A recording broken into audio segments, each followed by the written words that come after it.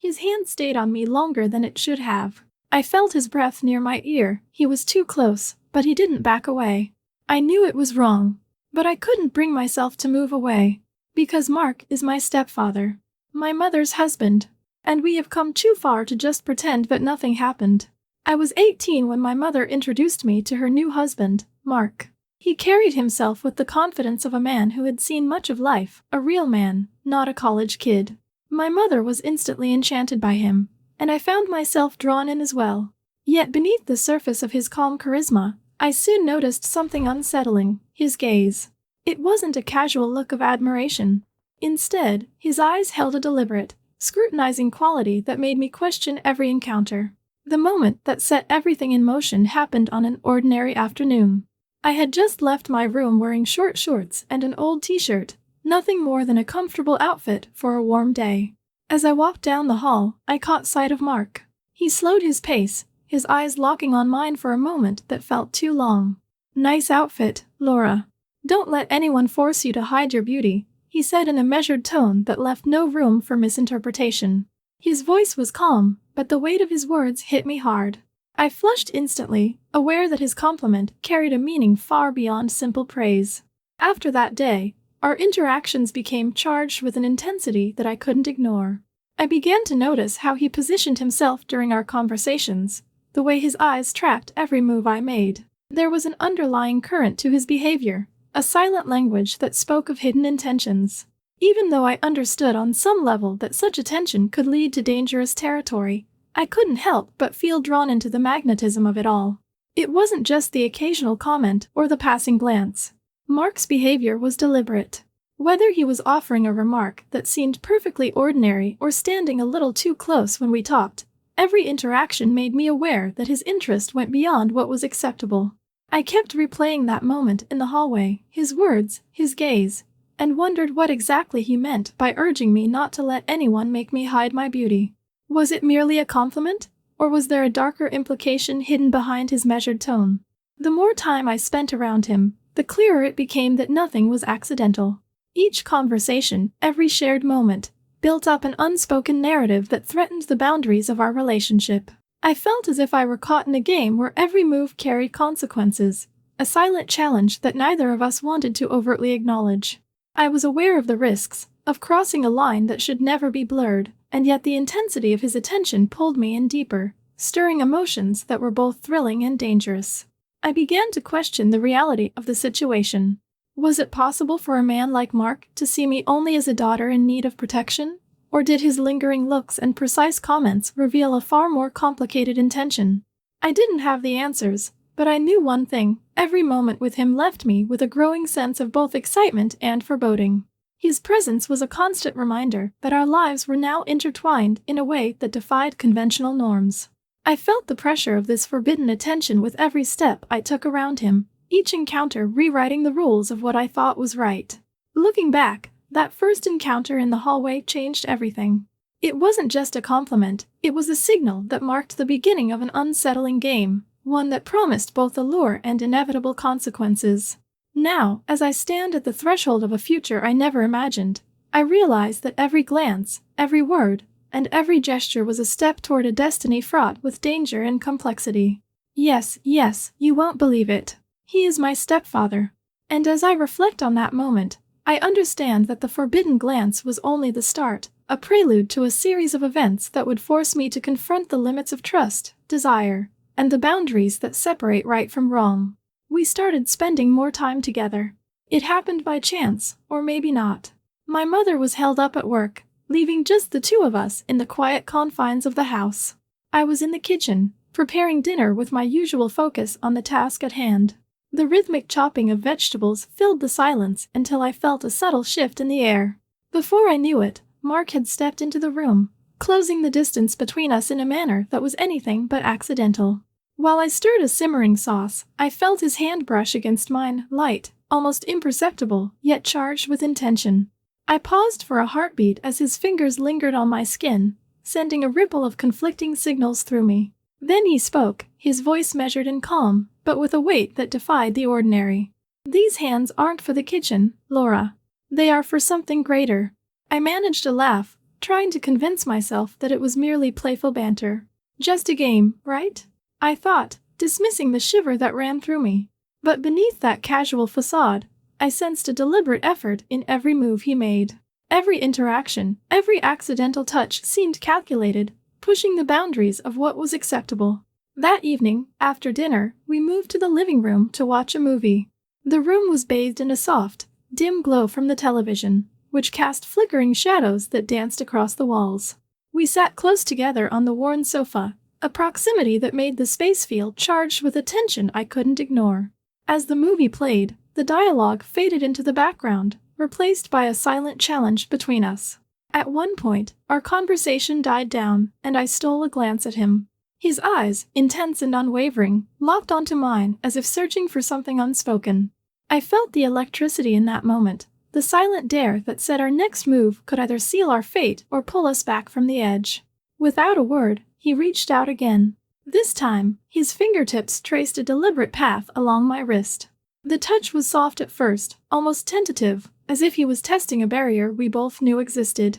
"Is this really just a game?" I asked quietly, my voice barely above a whisper. I needed clarity, a reassurance that this was nothing more than harmless flirtation. His silence was heavy, filled with a promise and a threat all at once. Then, with a decisive shift, his hand moved with more purpose. It slid up my arm, the contact firm and unyielding. Each small movement seemed to erase the line that once defined our roles, pushing us further into uncharted territory. I didn't pull away. Deep down, a part of me acknowledged the dangerous allure of his touch, even as logic screamed that this could only end in ruin. Every nerve in my body was alert. The warmth of his hand was both comforting and terrifying. The air grew denser, every sound amplified, the distant hum of the refrigerator, the soft rustle of fabric as we shifted positions. In that charged silence, I realized that the boundaries between us were not fixed. They were dissolving before my eyes. The tension in the room was palpable as the movie's plot unfolded unnoticed. I glanced around, acutely aware of every detail, the way the light shifted, the subtle changes in Mark's expression, the steady beat of my own pulse reminding me of what was at stake. There was an undeniable risk in continuing down this path, yet each gesture and every whispered word pulled us deeper into a realm where reason no longer held sway. In that moment, nothing was simple or clear. The kitchen encounter had set a dangerous chain of events in motion, and as his hand lingered on my skin, it was as if every unspoken question was answered by that single, deliberate act.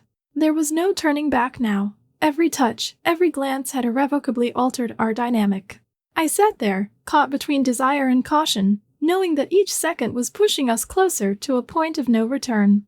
The game had changed, and the line between right and wrong was no longer defined. As the movie reached its climax, so too did the tension between us, a tension that promised both peril and an irresistible, dangerous possibility. When my mother left on her business trip, the pretense that had defined our days shattered. That night, as darkness enveloped the house, Mark slipped into my room without a word. The atmosphere had changed, no more discreet glances or subtle hints of forbidden attraction. In the deep silence of the night, we lay together, our bodies almost touching, voices hushed as we spoke about life, ambitions, and regrets. I remember how the soft murmur of our conversation filled the cramped space. His tone was calm, deliberate. He began by recounting the dreams he had abandoned over the years, dreams of a life unburdened by responsibility and expectations. He told me about the mistakes he'd made, the moments that haunted him in the quiet hours of his sleep, and the desires he had long suppressed. His words were not dramatic or embellished. They were stark, confessional, and oddly sincere. "I've lived a life of calculated choices," he said, his voice barely audible, "but I've always wondered what it would be like to throw caution to the wind." There was an honesty there that made his admission feel both dangerous and strangely liberating. I listened, absorbing every detail, as if each word was a key turning in a lock that had long been rusted shut. We shifted in the dark, our proximity intensifying the gravity of our situation. The boundaries we had known for so long were disintegrating before my eyes. Mark's eyes, even in the dim light, held a glimmer of resolve and something else, an unspoken promise of the unknown. As he continued, his narrative wove through layers of regret and yearning, painting a picture of a man who felt imprisoned by his own past decisions. Then, in the midst of his revelations, his tone changed ever so slightly. He paused, as though weighing the truth of what he was about to say, and leaned closer. "Do you understand that we won't be able to stop?" he whispered, the question hanging heavily between us. It wasn't a challenge. It was a confession, a recognition that whatever had begun between us was no longer something that could be controlled or reversed. I lay there, silent, not out of uncertainty but because I, too, felt the magnetic pull of what was unfolding. My mind raced with the implications of that simple question. Every word he had spoken, every shared secret in the darkness, had led us to this precipice. It was a moment when reason and caution collided with an undeniable desire to continue on this perilous path. Mark's hand moved slowly along my shoulder, deliberate and careful, as if to reaffirm the reality of our connection. The contact was measured, and yet it carried the weight of our entire conversation. I shivered, not from fear, but from an electric anticipation that surged through me. In that moment, his touch was both a promise and a silent plea, urging me to abandon any pretense of restraint. The intensity of our closeness left little room for words. Instead, our silence deepened, punctuated only by the soft, rhythmic sound of our breathing. I felt as if time had paused, each second stretched out in the inky blackness of the room. It was a charged interval where every detail mattered, the quiet rustle of fabric, the gentle shift of our bodies, and that lingering touch that seemed to speak volumes without uttering a single word. I considered the risks. I knew that every moment we spent here was fraught with consequences that would ripple through our lives, altering everything that had come before. Yet, in that darkened room, the danger only heightened the allure. The rules that had once defined our interactions were now irrelevant, replaced by an unspoken agreement that we were both willing to test the boundaries, even if it meant crossing a line that could never be uncrossed. Mark's eyes searched mine, as if seeking confirmation that I shared his resolve. In the shadowed quiet, I found myself nodding silently. There was no need for elaborate explanations or declarations. Our actions had already spoken louder than any words ever could. Every touch, every whispered confession, had built up to this pivotal moment. And then, as the tension reached its peak and the night seemed to hold its breath, his expression shifted. A flicker of hesitation crossed his face, a momentary pause that belied the certainty he had maintained up until then. His hand, still resting on my shoulder, tightened imperceptibly, and I sensed that the next move would be decisive. I tried to steady my racing thoughts, acutely aware of the gravity of the decision we were about to make. There was no going back. The path we had embarked on was irreversible. The room, cloaked in darkness, felt like the epicenter of a storm whose consequences we could no longer predict. And then he... No, I cannot tell you that. Our game was becoming dangerous. Every encounter between Mark and me was charged with a reckless intensity that we could no longer pretend was harmless. The careful secrecy that had defined our early days together had slowly unraveled into a pattern of bold actions and whispered promises. It began subtly at first. We no longer hid behind forced casualness. There was a point when my mother was away in the bathroom, and Mark, moving past me in the living room, deliberately let his finger trace along the curve of my back. The touch was brief, almost accidental in its lightness, yet it sent a surge of adrenaline through me. I nearly choked on my own breath, caught off guard by the overwhelming mix of fear and excitement that flooded my senses. It wasn't just the physical contact, it was the realization that each action was a step further away from the person I had once been. Every morning, as I awoke with the remnants of the previous night still pulsing in my veins, I would force myself to confront the truth. This is wrong. It has to end, I whispered into the silence of my room. I tried to convince myself that this dangerous liaison was nothing more than a fleeting aberration, a mistake I could erase with time. But the more I tried to resist, the stronger the pull became every time we were alone. When the house was empty of prying eyes, Mark's presence grew more commanding. He would lock the door behind him, ensuring that our secret remained confined within these walls. In those moments, the world outside ceased to exist. He pressed me against the wall with an urgency that left little room for hesitation. There were no grand declarations, only the immediacy of action, a silent agreement that our boundaries were already blurred beyond recognition. In his grip, I found myself forgetting the rules that once governed my behavior. The rational part of me, the one that screamed in protest every morning, was drowned out by the intoxicating rush of his touch and the forbidden allure of our connection. Our interactions grew bolder as time passed. What began as stolen moments and hushed conversations evolved into deliberate acts of defiance against the limitations imposed on us. Mark's confidence was unyielding. Each time he locked the door and drew me into the space behind it, I felt the weight of our shared secret pressing down on us both. His actions were never gentle. They carried the implicit promise of more, the certainty that we were now on a collision course with consequences we could no longer ignore. Yet, every time his hands found their way to me, all caution evaporated, replaced by a desperate need to surrender to the moment. I remember one particular evening when the tension between us reached an unbearable peak. We had retreated to a dimly lit room, the sound of our measured breaths the only indication of our presence. Mark's eyes bore into mine as he stepped closer, his hand firmly grasping the small of my back. "We can't keep pretending," he murmured, his voice low and edged with something I couldn't quite name, a mixture of resolve and resignation. For a moment, the seriousness in his tone made me pause, forcing me to confront the reality of our situation. I knew in my heart that we were teetering on the brink of an irreversible decision. Yet, in that charged silence, my mind raced with conflicting thoughts. I recalled every morning's internal dialogue, every desperate vow I made to end what was clearly spiraling out of control. But when Mark's arms enveloped me, those thoughts dissolved into nothingness. His actions had a way of compelling my body to obey, even as my mind rebelled against the chaos he unleashed. It was as if I was caught in a powerful current, one that swept away all rationality and left only the raw, undeniable pull of desire. For a while, we managed to sustain this dangerous illusion. Our secret affair, once hidden under layers of pretense, was now an open defiance of all the rules that had once defined my world. Each encounter, each stolen moment, was a testament to how far we had strayed from the lives we once knew. But no matter how deeply we tried to bury our doubts, the truth lingered in the background, a constant reminder that our actions could not remain concealed forever. And then, as if in a final act of rebellion against the confines of our forbidden relationship, everything exploded. You'll say, "Well, Laura, it was obvious. It had to end." Yes, maybe. But I never expected it to happen exactly like this. It was an ordinary evening in Mark's bedroom. We lay side by side, our breathing strangely synchronized in the dim light.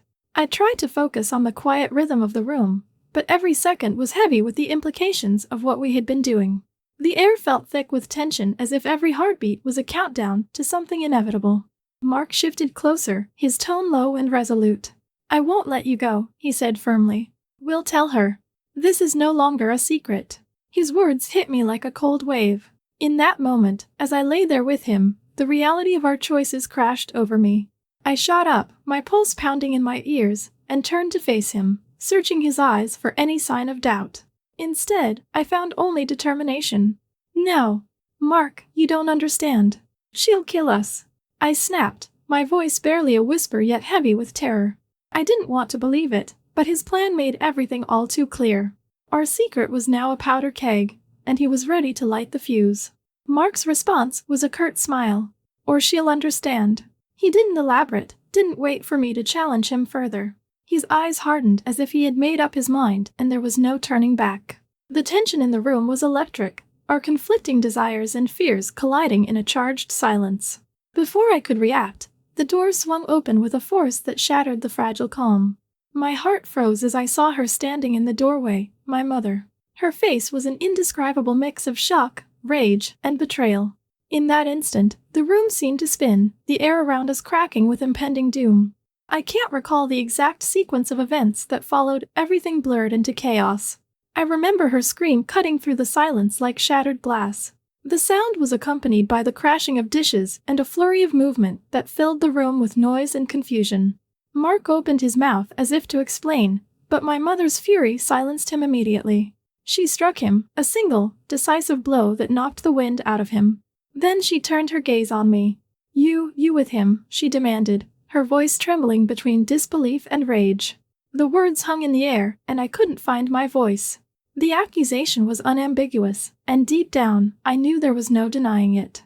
My heart pounded against my chest as I stared into her eyes, trying to plead silently for forgiveness, for understanding. But no words came out. In the chaos that ensued, my mother, with a resolute finality, escorted Mark out of the room. That same night, she forced him out of the house, leaving me behind in the wreckage of our secret.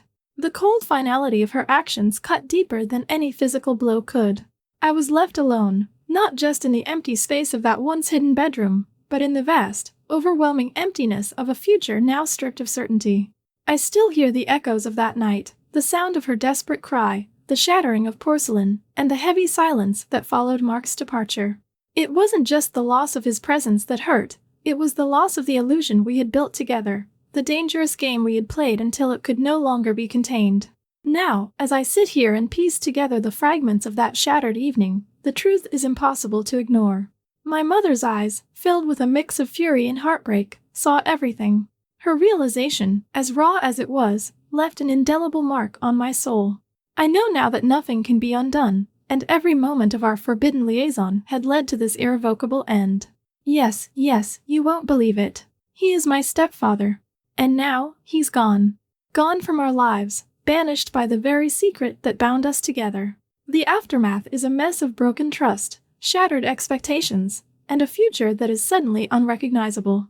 I am left alone with my guilt and the haunting memory of that final, explosive confrontation.